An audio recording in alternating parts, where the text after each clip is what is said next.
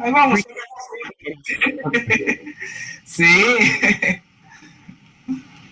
Pero hoy vamos a darle continuidad a nuestros temas, ¿verdad? Yo todavía estoy cansado de descansar. Pero así es. Vamos a... El último tema, me recuerdo que fue acerca de la jornada de trabajo, ¿verdad? Vimos la evolución, el fundamento, la clasificación tripartita también entre diurna, nocturna y mixta. Y entonces entramos a los descansos. Este no lo hemos visto.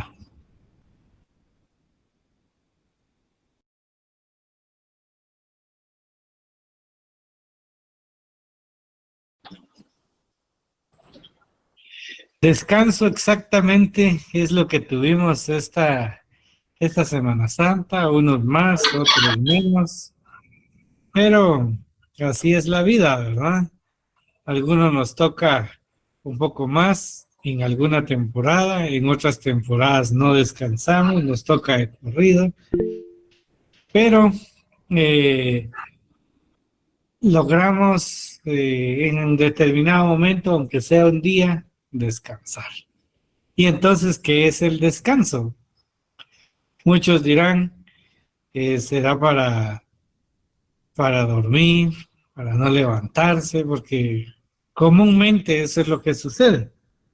Cuando decimos descanso, todos se sorprenden cuando uno dice, yo me levanto a las 5 de la mañana, el día de descanso, yo me levanto a las 6, ay, yo no, pero si es para descansar, dicen muchos, ¿verdad? Pero realmente el descanso no está concebido directamente como para dormir, aunque forma parte de eso, ¿verdad? De repente alguien en la definición que yo les traigo acá dice finalidad, dedicarse a otras actividades que no pueden realizarse en la jornada laboral, ¿no? Y entonces lo que no puede realizarse en la jornada laboral, pues para alguien podría decir, bueno, dormir, ¿va? Bueno, pues tendrá su derecho, ¿va? Pero es poder realizar otras actividades, como por ejemplo lo que mencionó, y no estoy mal, Abner, él dijo de que tuvo que hacer algún montón de cosas en la casa todavía. Pues son esas actividades que uno deja de hacer, ¿verdad? Porque está trabajando y en el descanso uno los hace, ¿verdad? Yo tuve que ver cómo reparar mi pérgola, ver que no se filtraba el agua, pintar mi pared que tenía por ahí descuidada. Pues, son actividades de hogar que uno hace, ¿verdad? Entonces, para eso es el descanso. La clasificación es diario, semanal y anual. Diario es un descanso diario de 8 horas. Un semanal que es de un día a la semana. Y el anual que son las vacaciones. Y entonces tenemos que para esos descansos se han clasificado en asuetos, feriados y permisos especiales.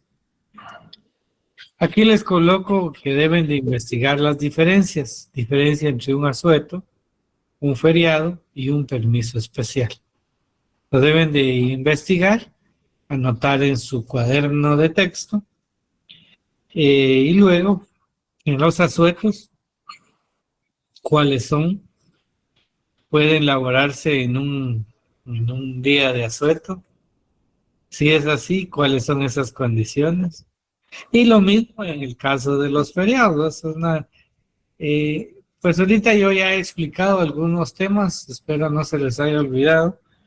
Y entonces todo esto va a caer ya en un análisis que ustedes van a terminar realizando, ¿no? Entonces ya saben, en esos descansos, hay descansos denominados asuetos, otros feriados y otros permisos especiales. La tarea de ustedes es investigar las diferencias entre uno y otro. También van a buscar cuáles son esos asuetos también, si se puede, deben de investigar si se puede elaborar el día de asueto. Y si es así, ¿cuáles son esas condiciones? Eh, También en los feriados. Muy bien. Esa es parte de lo que, que tienen que hacer ya como investigación. Dame un segundo.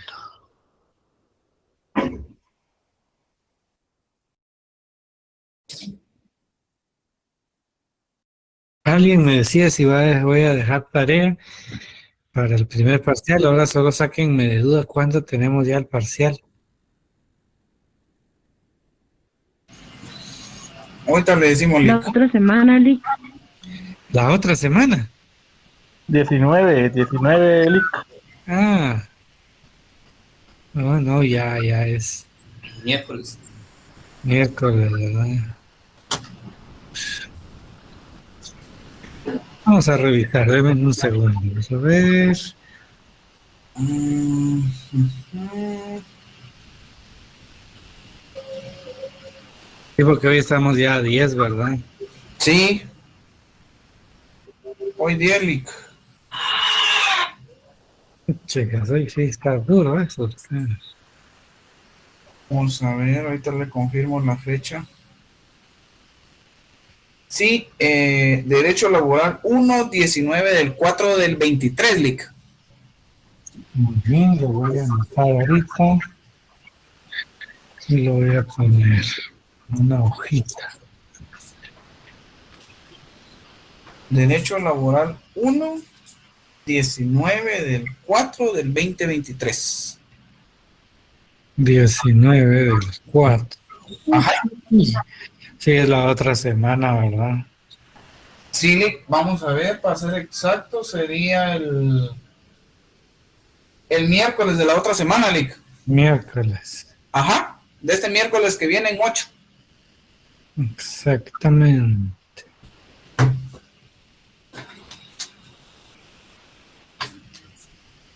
Bueno, ya lo anoté porque a mí se me olvida. Pero estaba también revisando el programa y pues vamos bastante bien. Bastante bien. Y nos va a tocar el tema de empezar el salario. Examen no tienen el lunes 17, ¿verdad? Bien, tenemos el de pueblos indígenas. Es el lunes 17. Es el lunes 17. Bueno, solo tenemos hoy y el miércoles. El miércoles les doy los temas de examen. Muy bien, Lick. Bien.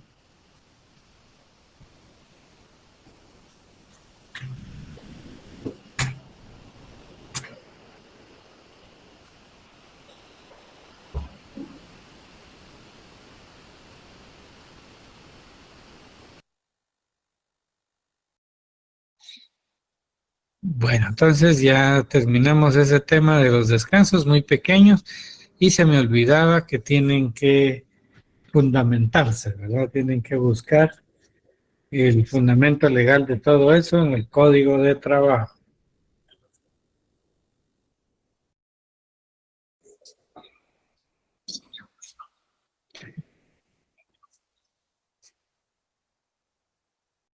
Bueno, entonces les quedó claro lo que tienen que hacer, eso lo tienen que hacer obligatoriamente, si no, les puedo preguntar algo de eso en el examen y no lo van a saber y me van a decir, no se dio el tema en clase.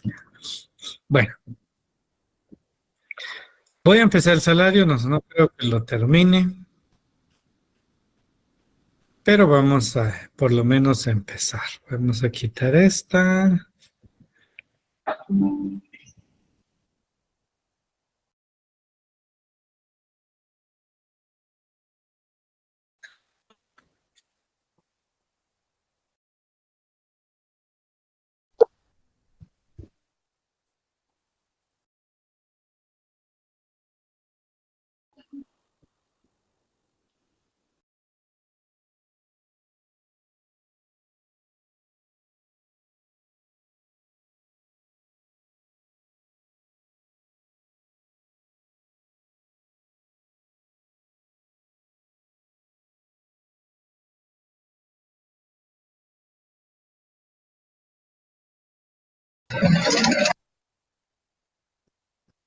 Sandra Victoria pregunta de definición. Diferencias, por supuesto que tienen que saber de qué se trata cada uno. Las diferencias entre ambos, pues la van a encontrar producto de la definición que encuentren de cada uno de ellos. Entonces, está implícito. Eh,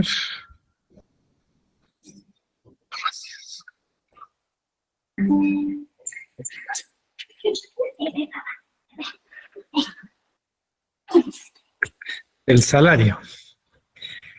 Bueno, aquí algunos antecedentes no muy grandes y de repente eh, no muy relevantes, podríamos decir, pero realmente se ha unificado y al parecer esto ha sido parte de la explicación que se da a nivel del derecho de trabajo, por lo menos al nivel latinoamericano, ¿no?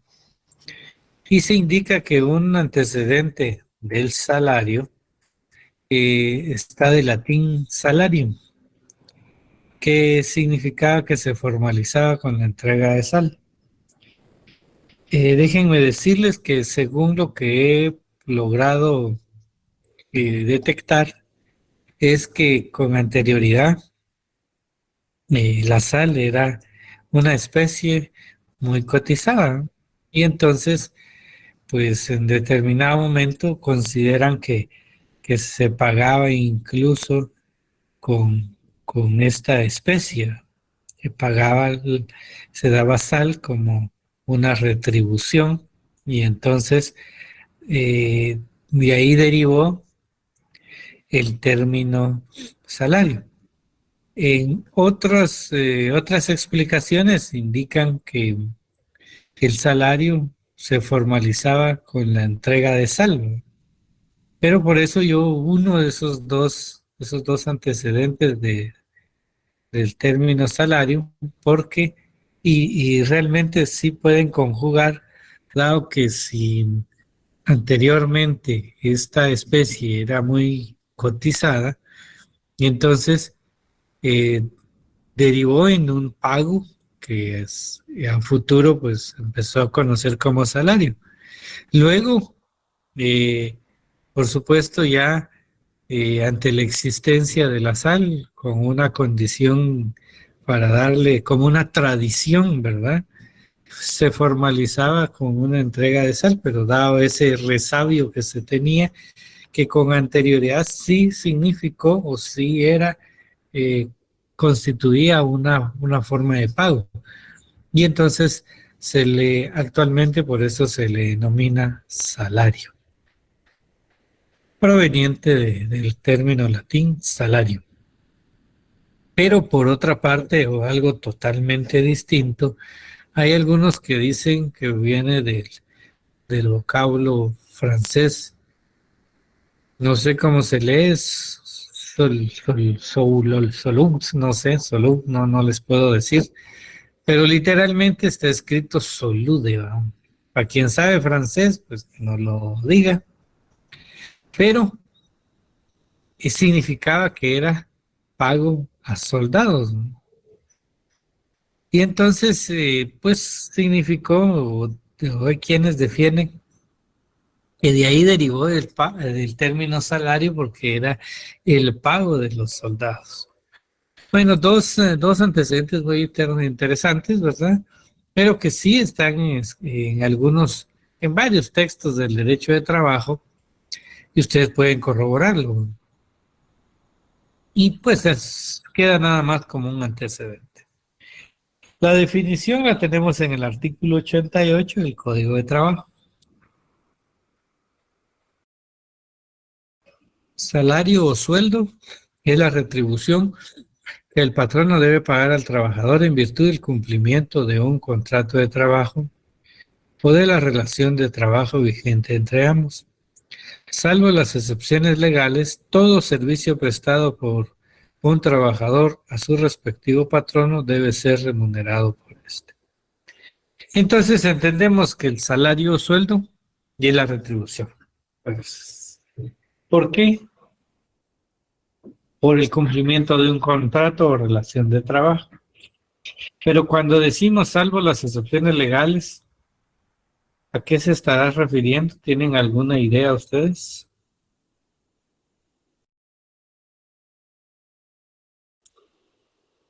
Les pregunto, ¿tienen alguna idea?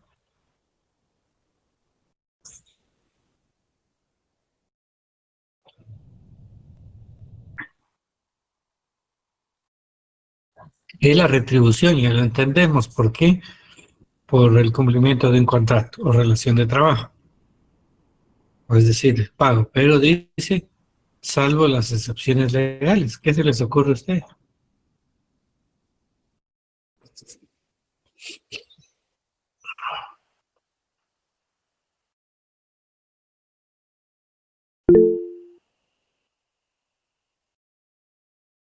Licenciado, buenas noches.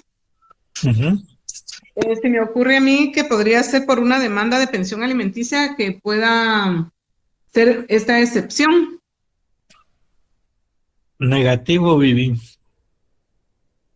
Buenas noches, licenciado. A mí se me ocurre que podría ser por el tema de alguna suspensión. Negativo. Jorge, dígame. Buenas noches. Pues se me ocurre que el IX IRTRA, esos pagos. Negativo. Buenas noches, Lick, tal vez porque se trabaja solo por horas establecidas diariamente. Negativo, Charlie. Licenciado, buenas tardes, compañeros. Licenciado, ¿será como cuando la empresa cae en insolvencia o les paga con parte de los productos que, valga la redundancia, que producen? Negativo, Manuel. Buenas tardes, Lick. A lo mejor podría ser cuando se trate, digamos, específicamente de prestación de servicio, entonces ya no sería un salario. A ver. Dígamelo otra vez. Que a lo mejor esa excepción se refiere a cuando el contrato se trate de una prestación de servicios profesionales, por ejemplo. Y No. ¿No? Okay. No vale más. ¿Alguien más?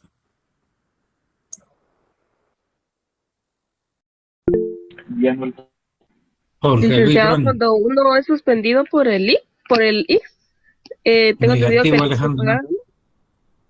Tal vez si es Negativo. menor de edad, si fuera menor de edad, que no se le paga a él, que se le paga al representante, ¿no? Negativo. Negativo, cierra, dicen. Contrato de obra, dice Francisco, negativo. Sandra Victoria, que el trabajador incumpla, negativo. A ver, más ideas.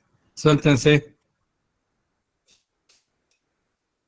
Lick, fíjese que busqué algo relacionado y me aparece que según para las excepciones específicas que incluyen el empleo en organizaciones religiosas, dice, educativas, caritativas o no lucrativas.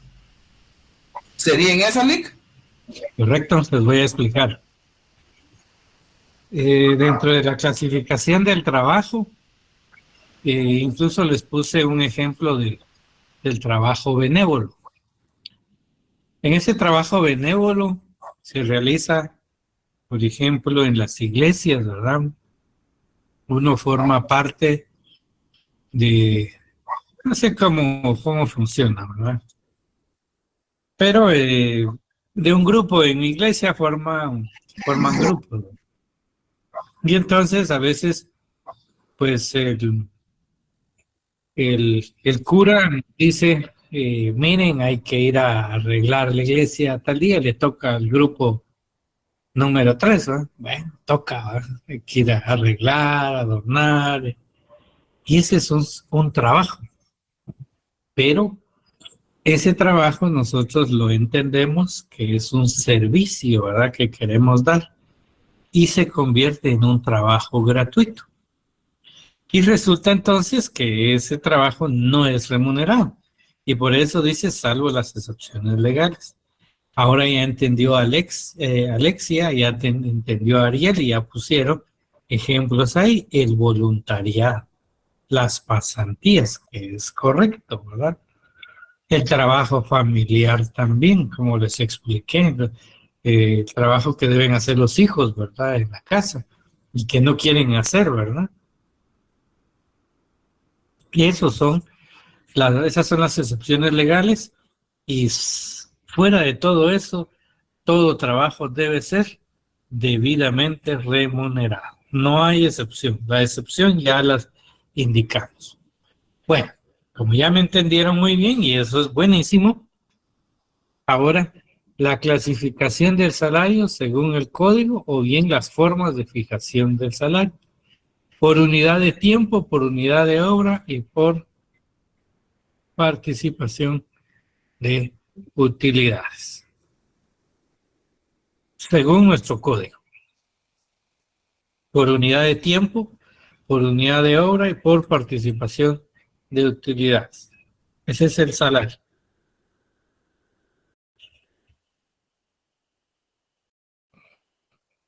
Cuando decimos por unidad de tiempo, entonces entendemos que se está privilegiando y valga la redundancia, el tiempo que permanece a las órdenes de un empleador, ¿verdad? Y entonces tenemos que en el artículo 88, por unidad de tiempo puede ser por mes, quincena, semana, día u hora. Y es ahí donde la remuneración que se pacte, pues ya el mismo Código de Trabajo está estableciendo la manera en que nos pueden pagar, es decir, por mes o quincena, por semana también, por día e incluso hasta por una hora. Por unidad de obra, es decir, que nos puedan pagar por una pieza, por una tarea, o precio alzado o a destajo, que ya estuvimos conversando anteriormente. Y por participación de utilidades, que les anoto aquí, por ventas o cobros que haga el patrono, pero en ningún caso el trabajador debe asumir los riesgos de las pérdidas que tenga el patrono. Entonces, por unidad de tiempo es fácil determinar que de repente pues, nos van a pagar al mes, o a los 15 días, o bien a la semana, o bien nos pueden indicar que nos van a pagar al día a día, o incluso por las horas que uno trabaja. Por la obra está más que claro, ¿verdad? Es decir, una pieza, es decir, si es una maquila, a veces pues pagan, hay maquilas que no lo hacen por operaciones, sino que por prenda, ¿verdad? Que más se parecen ya a talleres y entonces le pagan al trabajador por la confección de una prenda de vestir y ese tiene un precio. Y entonces esa es la pieza que va a elaborar y al tener un precio de confección, entonces ya dependerá del trabajador de cuántas piezas va a realizar para poder, digamos, acumular su salario. En cambio, la participación de utilidades es obviamente por ventas, cobros, que hay empresas que les dicen, bueno, entonces se le va a pagar por participación de utilidades, tiene un salario base de tal y tal, pero por las ventas que realiza, pues se le va a ir subiendo su salario. Pero algo que llama mucho la atención es muchas de las preguntas que ustedes han realizado a lo largo de este curso, porque dice, y hay una aclaración aquí en el literal C del 88, pero en ningún caso el trabajador debe asumir los riesgos, dice, de las pérdidas que tenga el patrón. Entonces, ¿qué sucede cuando el empleador le dice, bueno, entonces por cobros, por ejemplo, ¿verdad?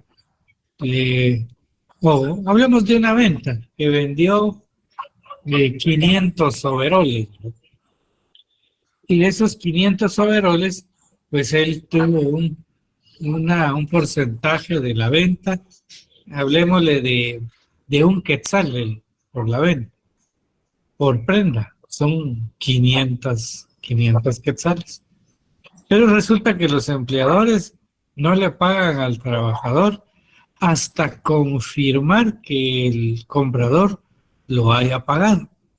Es decir, el vendedor pues agarra las 500 prendas y pues lo despacha y tal como debe ser y de repente ya es cliente y pide que se le dé por abonos y pues el dueño acepta y resulta que el empleador pues no le paga al trabajador las ventas, sino que realmente le paga hasta que termine de pagar todos los abonos el comprador. Y según el Código de Trabajo, el trabajador no puede correr con los riesgos. Venta es una venta, el cobro es otra cosa y si no paga, no debe ser riesgo del trabajo. Eso lo establece el Código de Trabajo. Y entonces de ahí pueden derivar un sinnúmero de respuestas a las distintas interrogantes que ustedes me plantearon, porque la ley lo dice textualmente, no puede correr los riesgos. Y todo lo que haga el trabajador lo pueden preguntar, pero sí, pero el empleador lo que hace es tal y tal y tal cosa, pero el empleador lo hace, no puedo darles una respuesta más de lo que dice la ley. La ley dice literalmente el trabajador no puede correr con los riesgos y como consecuencia pues se le debe remunerar a él. Aquí por metas dicen posiblemente, ¿verdad? Posiblemente pues, sea un mecanismo, pero al final los riesgos no los lleva el trabajador. Por metas está bien, dado que si llegan a la meta, el que corre el riesgo de si lo vende o no lo vende es el empleador. En cambio, el trabajador no. En cambio, cuando es por participar, por ventas es un problema, ¿verdad? Porque últimamente los empleadores no están pagando, sino hasta tener el dinero en mano cuando ellos son los que otorgan los créditos a los compradores, ¿verdad? No debe ser el trabajador el responsable.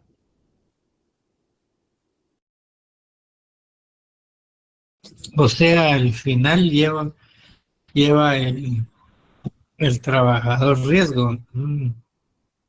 Vea, lo digo, estuve explicando, dado las preguntas que estuvieron haciendo, es decir, ¿qué pasa con las participaciones de utilidades por ventas? ¿Cómo se cobran? Todo eso estuvieron planteando a lo largo del curso. Pero yo no me adelanté en dar una respuesta porque siempre el tema lo vamos abordando. Y en esta oportunidad, cuando estamos hablando del salario, cuando es por participación de utilidades, la ley prevé que sea por ventas, por cobros, y les expliqué el caso de las ventas, que una venta es una venta, y valga esa redundancia, y el cobro es otra cosa. Y entonces, si el trabajador vende y el comprador logra un crédito dentro de la misma empresa, pues el trabajador no debe correr con el riesgo y a él se le debe remunerar inmediatamente a la fecha en que le corresponde el pago, ya sea por quincena, ya sea por mes, y debe de incluir el pago de la venta que realizó. Si el empleador se arriesgó a dar crédito, porque es el mecanismo que él tiene para obtener más clientes o más ventas, pues ese es un riesgo del empleador y no lo debe de cubrir el trabajador. A él se le debe pagar el salario, no esperar hasta que los compradores efectúen el pago total de los salarios. Él no debe correr con esos riesgos, los debe correr el empleador. Como un préstamo en el banco, dice, no entendí eso, Alejandra. Estoy algo congestionado. No sé, pero lo bueno es que de aquí para allá no se puede contagiar. Bueno, entonces de aquí tenemos en el 89, para fijar el salario en cada clase de trabajo se debe tomar en cuenta la intensidad, la calidad del mismo, el clima y condiciones de vida. A trabajo igual, esto es una norma muy interesante, a trabajo igual desempeñado en puesto y condiciones de eficiencia y antigüedad dentro de la misma empresa, también iguales corresponderán salario igual, el que debe comprender los pagos que se hagan al trabajador a cambio de su labor ordinaria. Bueno, dígame, Jorge, levantó la mano.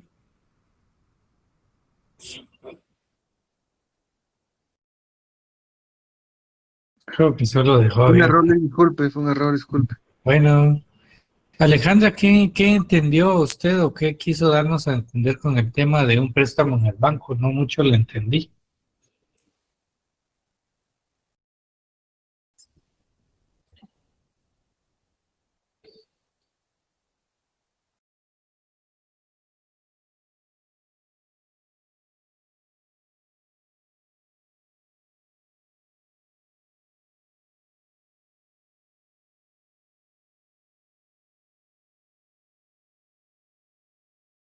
Alejandra, ¿está por ahí? Buenas noches, licenciada. Disculpe, no había escuchado que me preguntó a mí. Por lo que usted estaba explicando, tal vez yo me confundí un poco. No le escucho. Alejandra, ¿Y ahora, ¿tiene licenciada? interferencia? ¿Tiene interferencia, Alejandra? No se le escucha.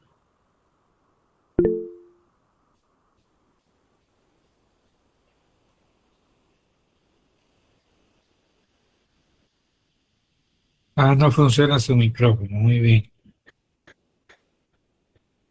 Está bien. Bueno,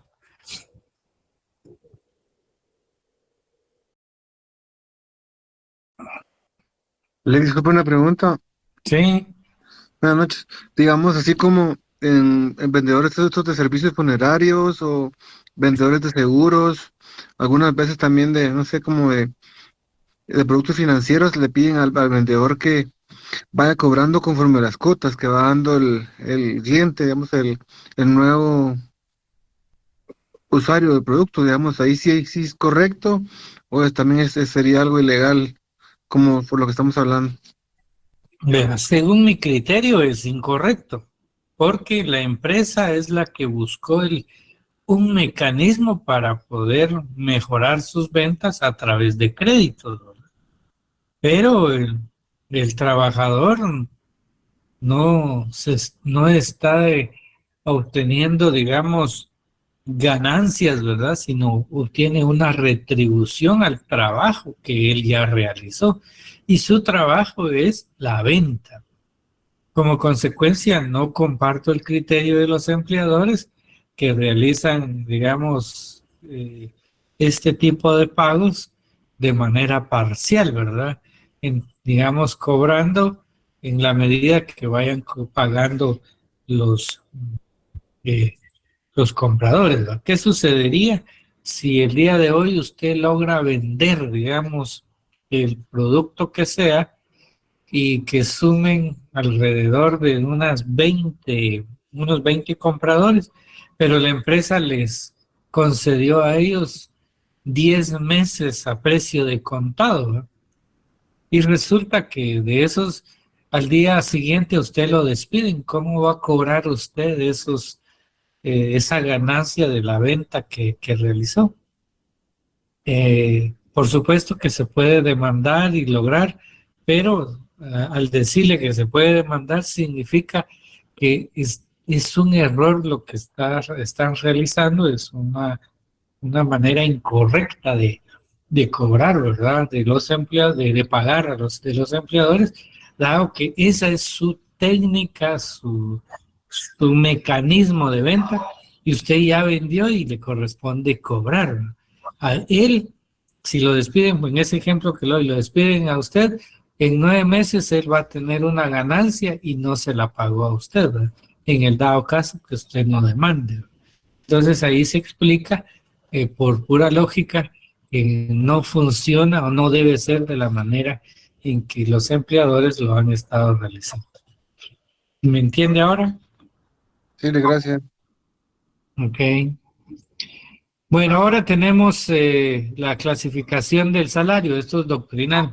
No tenemos en sí una clasificación legal. Tenemos el salario nominal, salario real, salario efectivo, el salario promedio, en dinero en especie y el salario mínimo. El salario nominal es lo que aparece, el salario sin ningún descuento, es la totalidad del salario.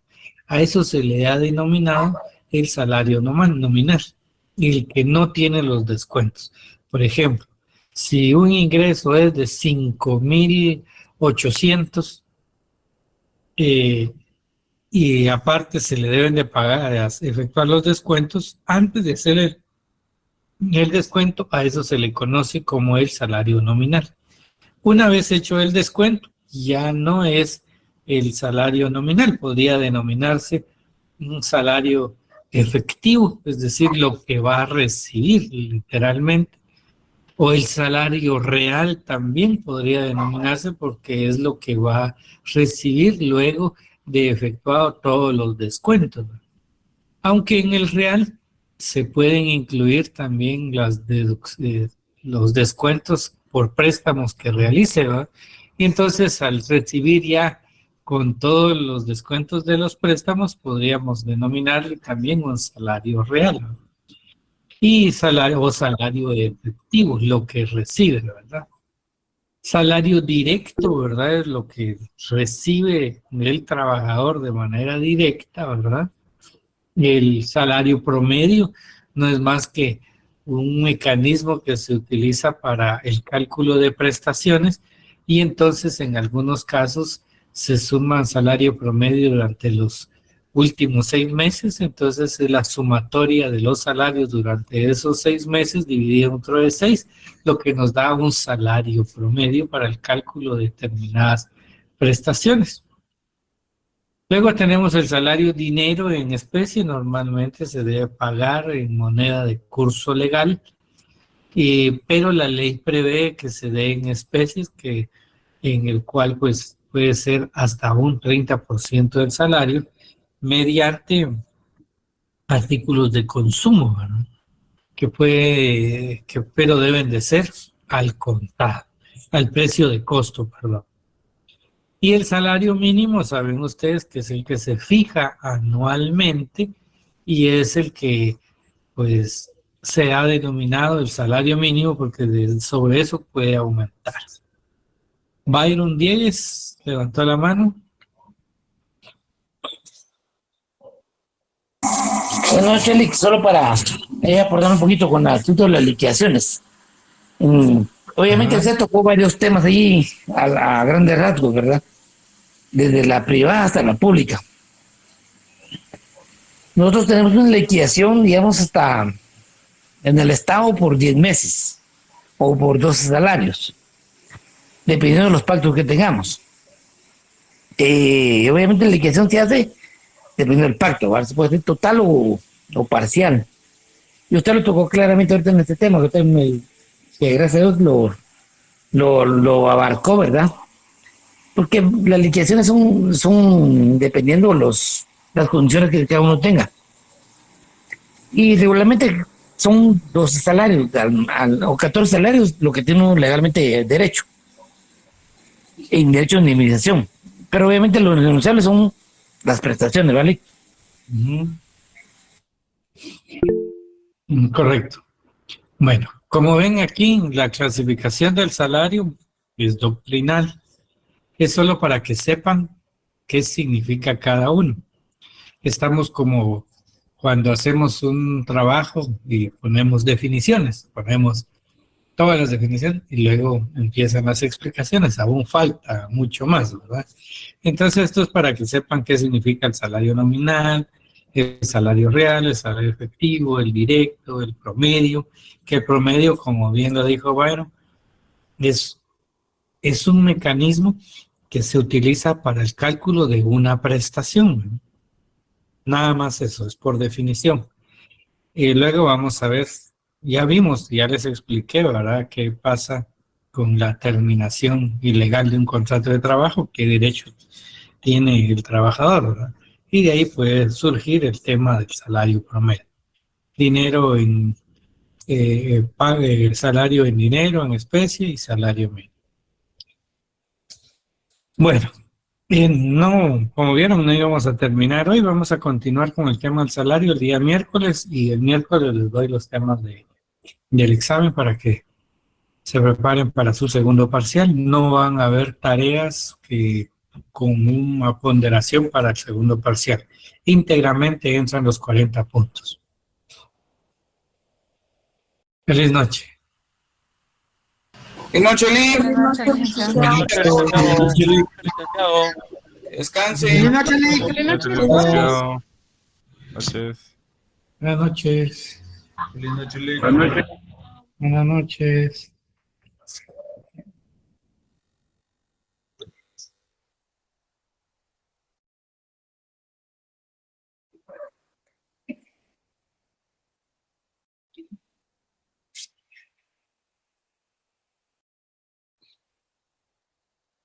Hey.